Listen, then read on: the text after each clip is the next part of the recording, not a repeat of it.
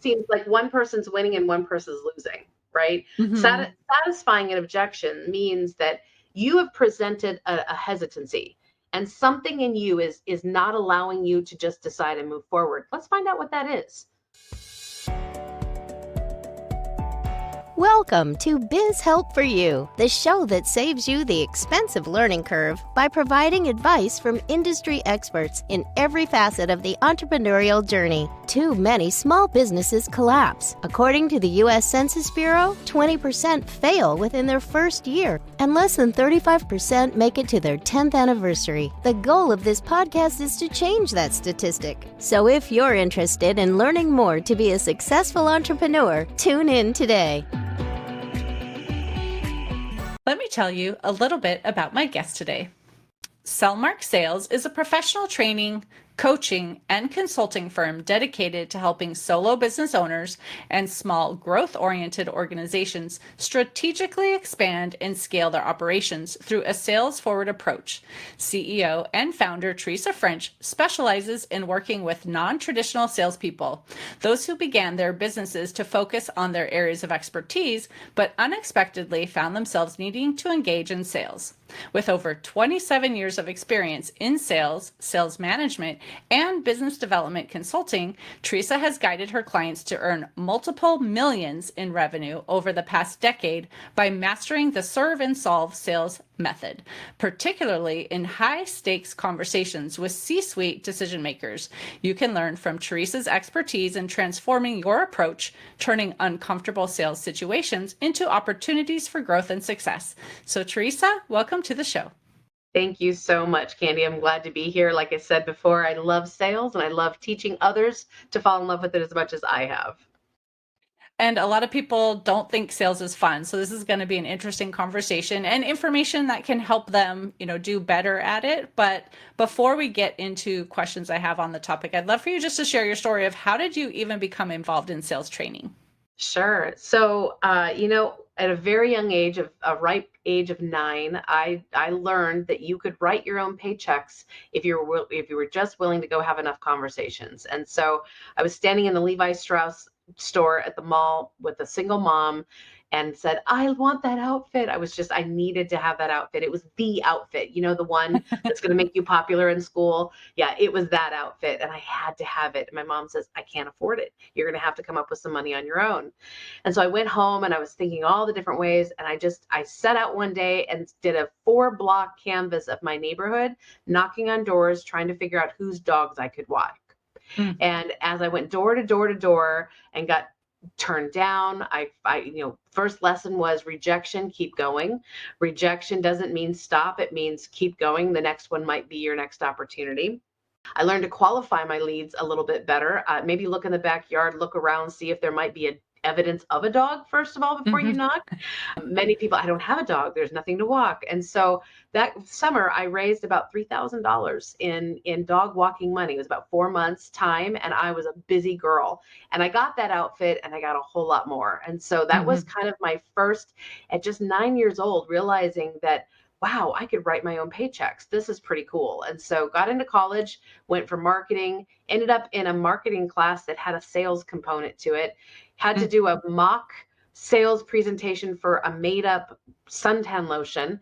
And the process of just rehearsing, looking at a script, being across the table from someone I had to sell from, I was just in love. It was a lot of fun and I found it challenging and yet so rewarding. So from there, I cut my teeth in yellow page advertising back in the day when, we used to, now I think people just sit on them. But with yellow page advertising and media sales, and then got into high ticket sales online and was selling, $10,000 and $12,000 programs in 45 minutes or less.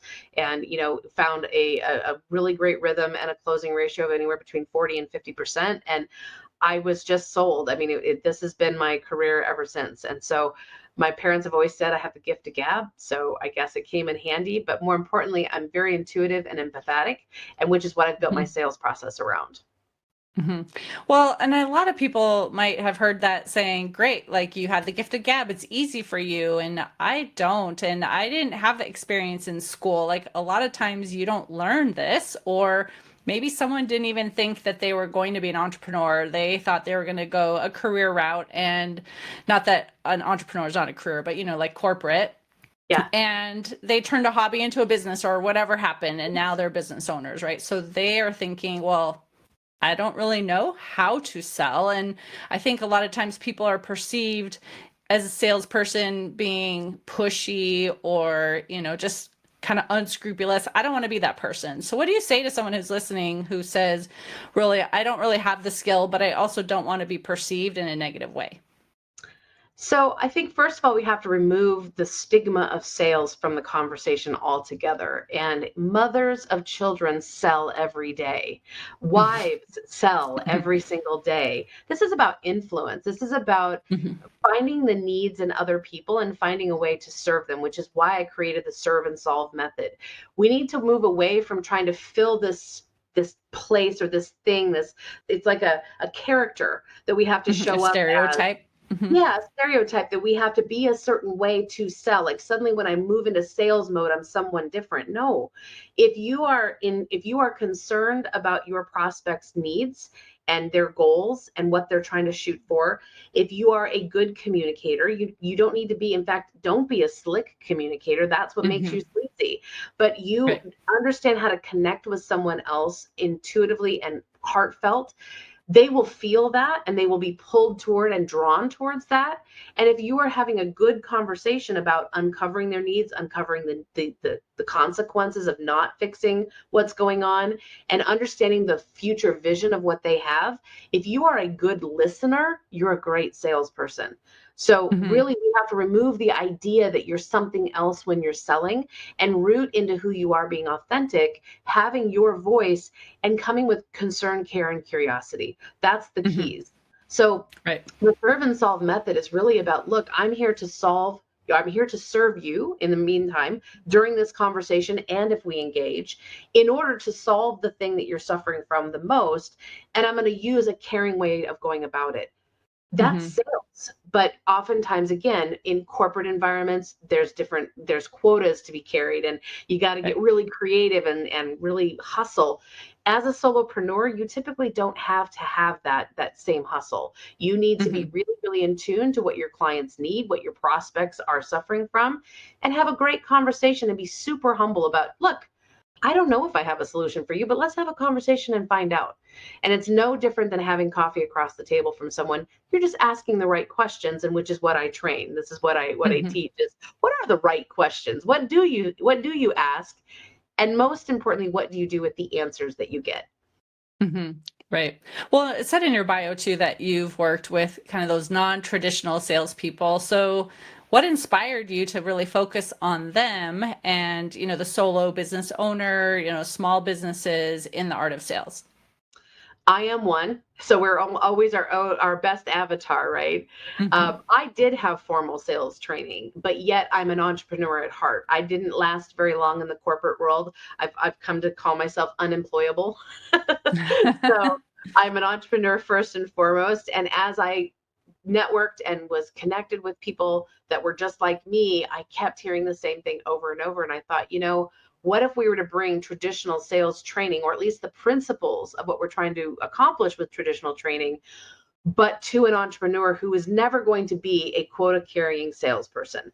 And what if we could just soften it up a little bit so it was more palatable and more revenue producing and more successful? So I love people like me, and I wanted to help in a way that I didn't think was being served in the market. There's lots and lots of sales training, and most of it is geared towards that quota carrying salesperson in a corporate job or in a high volume position.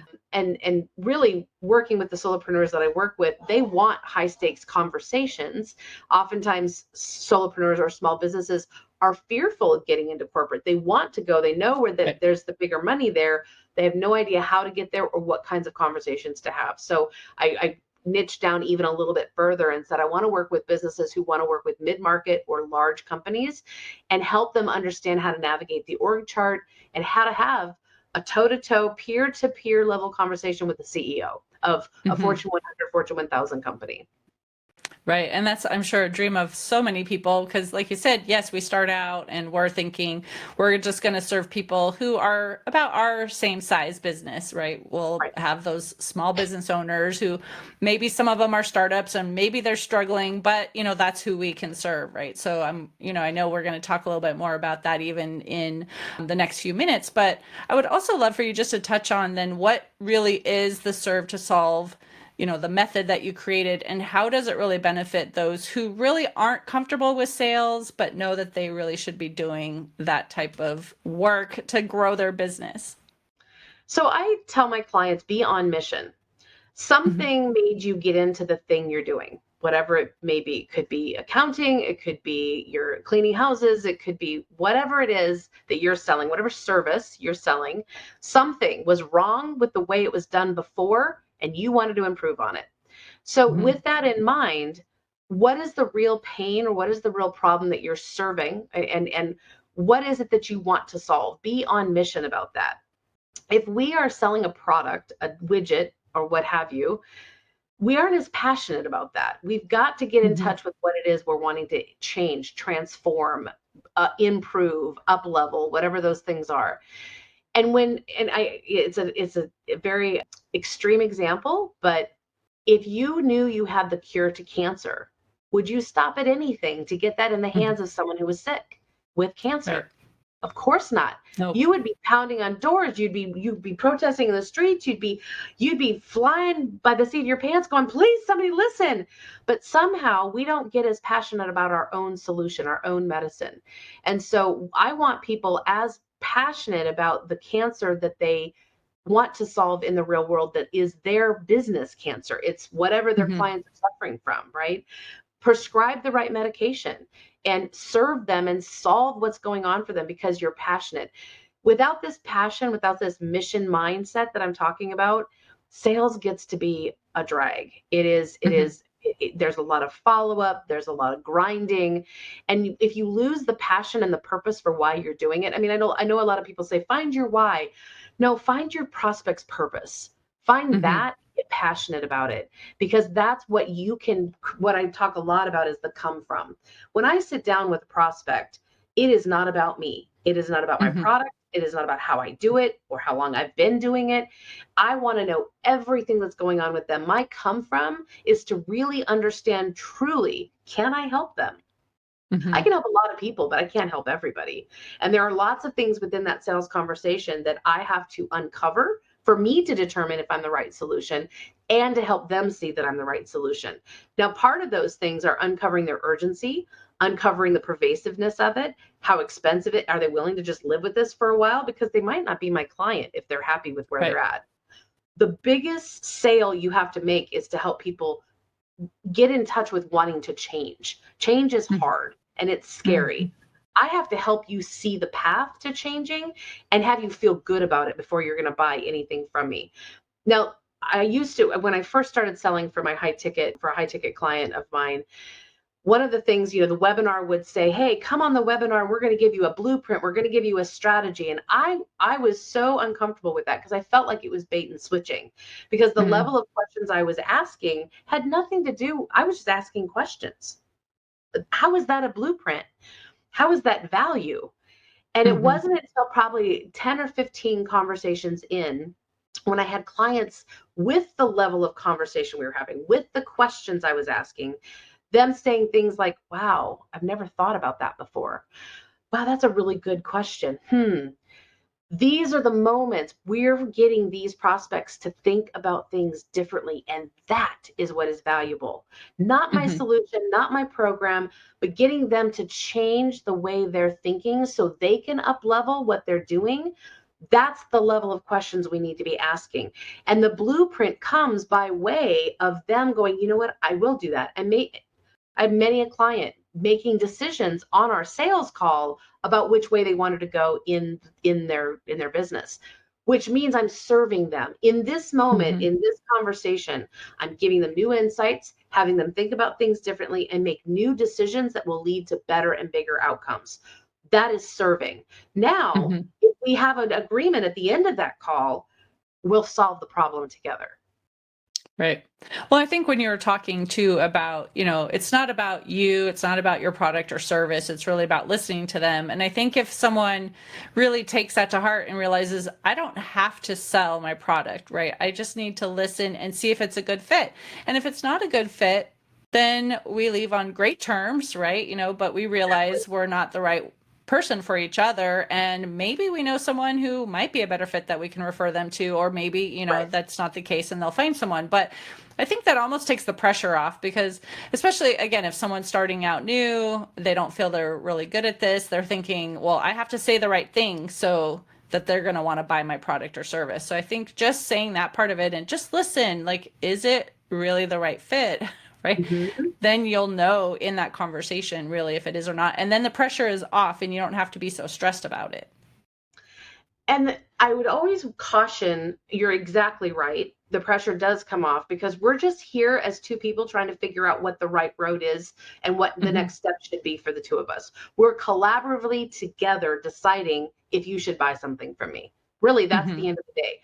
But I always want to caution my clients that we aren't just having nice conversations. There is a moment in time in this conversation when we have decided, in fact, we can sell to, or we can serve them, we can sell this product to them because they need it desperately, that we have to ask for the sale. And oftentimes we're very reluctant to do that because we don't want them to see us, as what you said at the top of our call here, sleazy, slimy, pushy, overt, all of those things. But there's an art to that of moving from good conversation to transaction. And that's a gap I have to help my clients with all the time. How do we move into that? And one of the ways to do that, just for your listeners, is as soon as you've determined, yes, we have a fit, we are a good fit together, I want to work with you, I literally say, well, you know what? Thank you for everything you've given me. I feel really good about this. I feel like I can help. And I think you have the problem that you want to solve. For all intents and purposes, it's a green light for me. Is it a green light from you? And they say yes, no, how much does it cost? And then we move into a different part of the conversation. But if they can say, yes, tell me how to get started, now we have permission to tell them all about our stuff. And not too early, because we need them to understand that they want to buy first. And so to your point, we do want to have good conversations, and we want to leave them feeling good, but we also know that we have to turn that into a sale at some point in that conversation, and we need to get really comfortable with how to do that. And there's many different ways. Well, and again, I think that's a weakness that a lot of people have is, okay, great. Now, we're having this great conversation. We like each other. But then, like you said, turning that into a question of, are you interested in moving forward? Do you have more questions, or things like that? So do you have any tips on how that person who's still nervous about doing this and they're not sure they're going to do a good job, like what can you say to them to help them know that next step, how to ask? I mean, you did give one question, but are there other tips maybe you could give to them to just help them be more confident when it comes to changing from just learning more about their business and the problems they're having to, great, I think a great fit for you. I know I can help you. How do I ask for them to engage? Yeah, great question. So at that moment that you know that you need to move into, hey, are we going to work together or not? Sometimes you can just leave it on them. You know what? You've given me a lot of great information. What do you see as our next steps? Leave it on them. Let them say, oh, how do I get signed up? Or, well, I've got to think about it. I got to talk to my husband. Whatever the objections or whatever the need for additional information. And remember, for everybody listening, objections are no more than just a need for more information, need for clarity, need for understanding, and need for context. So an objection isn't a rejection of you. I run into this a lot because most small businesses are their business. This, a rejection, a no, is personal to us because it's our IP, it's our skill, it's our talent. And if you're rejecting that and saying no, you're rejecting me. And that is not true. Right. That is not true. These folks don't always know, your prospects don't always know the context of how you're going to bring that skill. So asking them, what do you see as next steps? How would you like to proceed? Now, teeing that up a little bit with a summary of what you've heard. Good communication always entails paraphrasing and bringing back what you heard. Did you understand what they said? It's not what you say that sells, it's what you hear. And so earlier in the whole conversation, if you've taken notes and you've paid attention, remember I said earlier, know what you need to do with what they give you as an answer. Because if you haven't gone deep enough, you don't probably have enough at the end of the conversation to anchor to be able to say, because you said this, because you detailed this to me and you gave me these details, because it sounds to me like A, B, and C, this might be a really good time to move forward. What do you think? And really allow back to that collaboration. What are they thinking? What do they think is next steps? What would you see our process being if we should decide to work together? If we should decide, no one's making any decisions at this point. We're still collaborating. We're still looking for the affirmative yes. If we should decide to work together, what would we be working on first? What would you imagine we'd want to tackle? You told me, you said this, and this. Which of those do you think is the biggest priority for you right now? So really starting to future cast them into this solution, future cast them into working with you. They're not committing to anything. They're just imagining something, right? And they could say, oh, I don't see us working together or not. Really? Why is that? What about what you've told me isn't matching up to what we're talking about today? Just help me understand. And get understanding, seek to understand. That is the key. And these folks oftentimes are just scared, and they need sometimes those fears to be broken down, and just dive in underneath of them, and just loosen them up a little bit. You are going to have those objections, and again, we satisfy objections, we don't overcome them. We satisfy them with an answer, with a next step, with clarity, with context. Overcoming them is very adversarial. Again, that's a typical slick sales let's overcome them. I killed that objection. We don't use that kind of language because we're not killing anything. We're simply answering the questions that they have in order to make the best possible buying decision they can. Well, it's interesting that you say that too, because we do hear all the time about overcoming objections and things like that too. So it was interesting to hear you say that that is not really what we should be saying or thinking, but that's what we hear all the time, right? Well, overcoming seems like one person's winning and one person's losing, right? Satisfying an objection means that you have presented a hesitancy, and something in you is not allowing you to just decide and move forward. Let's find out what that is. Is it me? Is it the thing you're dealing with? Is it the timing? Is it the cost?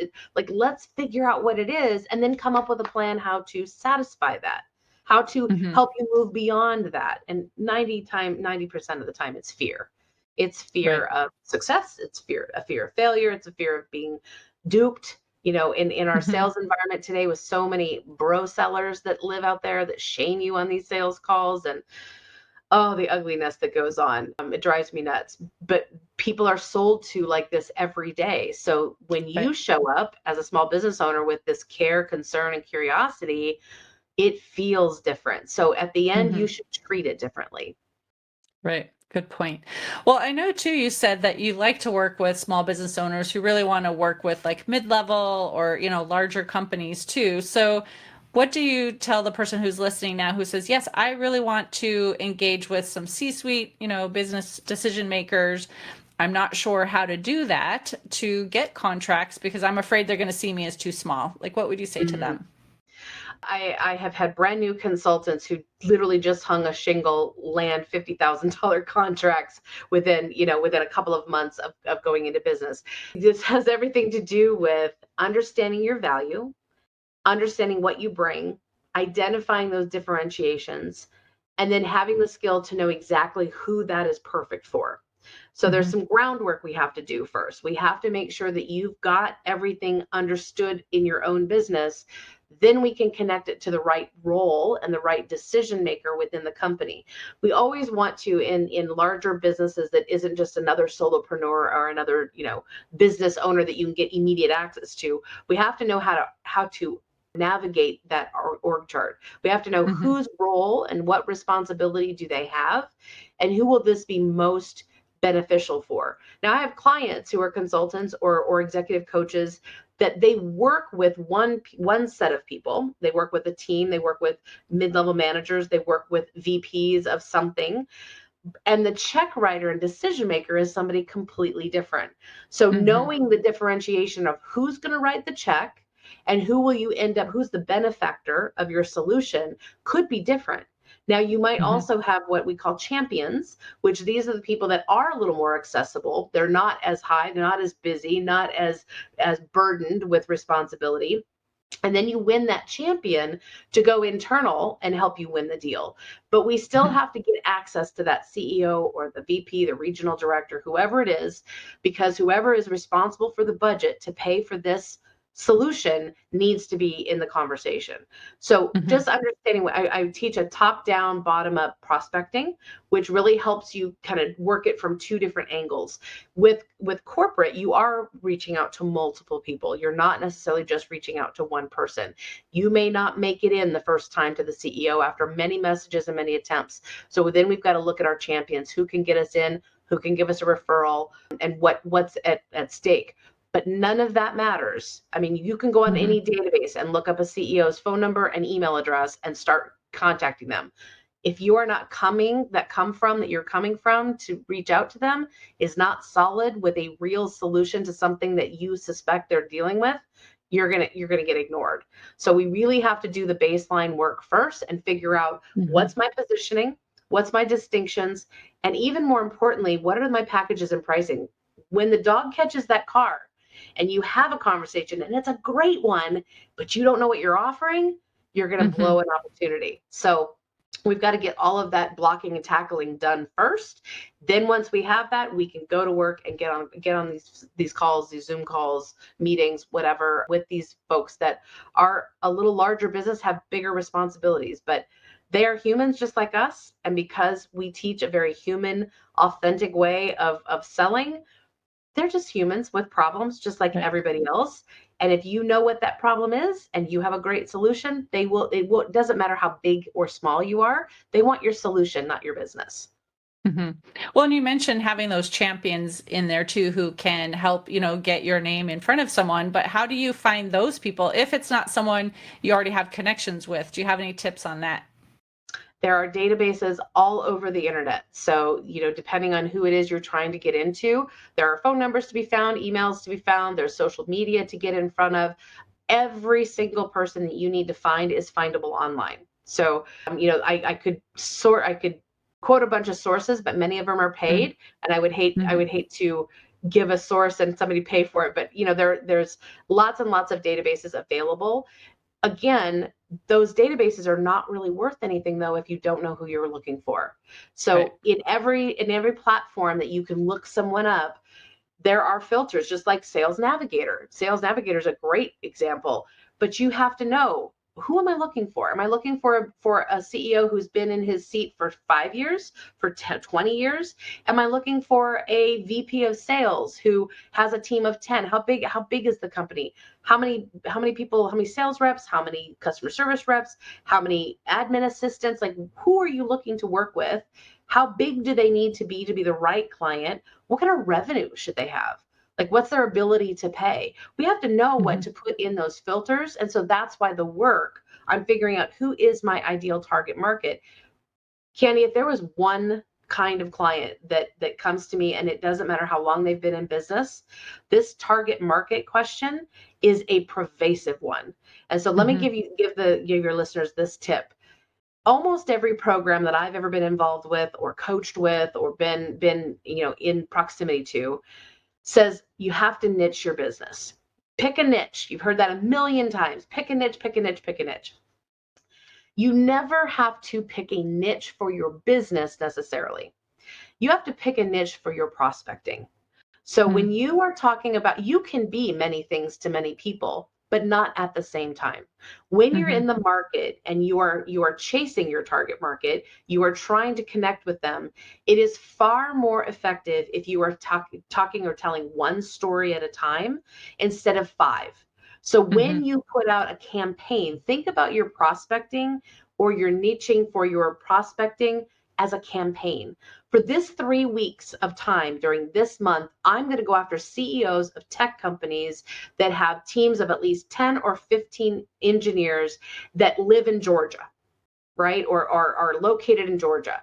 I'm going to go and I'm going to compound my conversations, because what happens when you have the first conversation, you learn things. Remember, you're asking a lot of questions and you're getting Mhm. insights. And the most important thing, I hope everybody's listening.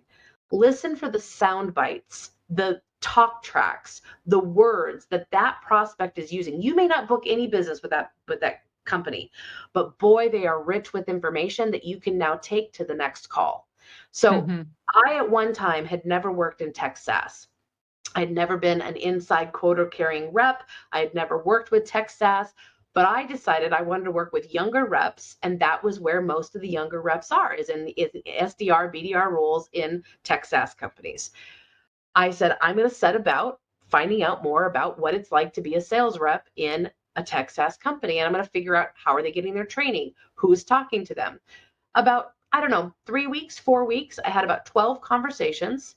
The first one, and really my intention wasn't even to book any business, really. Although I did book business from it, I didn't intend that. I just wanted to learn. I wanted to become a student of the game. By the time I was done, I could tell you what seed funding was and series A, B, and C. I didn't know what that was when I first started. I had no clue what these funding rounds were. I didn't know the role of the CRO. I didn't understand a lot of the managerial things. What is a quota? What is CAC, which is customer acquisition cost? So all of these terms, those weren't my terms, but they're their Mhm. terms. And when I can speak in those terms on a call, they think I've been in this a lifetime. So we Mhm. have to make sure that we understand our client and use the sound bites. So in your prospecting, pick one for a little while and then pick another one later. You have autonomy. You can do anything that you want. You're the business owner. But go in one, when you're driving a car, you can only drive in one direction at a time. You're either Right. going straight backwards or you're turning, but you cannot do all those things at the same time. So understanding where you want to go and who you want to talk to is absolutely paramount to being effective. Mhm. Well, I know this is a lot of fabulous information, and I know we've barely scratched the surface, but we are getting to the end of the time that we have together today. So I wanted to ask if you have an offer that you would like to extend to our listeners. And if they have more questions, they want to reach out to you, how can they connect with you? Absolutely. A couple of different ways. So LinkedIn is great for me. LinkedIn, and my handle is TJ Selling Coach after LinkedIn. I almost said .com, but that would have been correct. I do have a giveaway. I have my care conversational question guide that they can download, and that can be found at sellingsuccesssuite.com/care. And that can be downloaded. We'll have that in the show notes as well.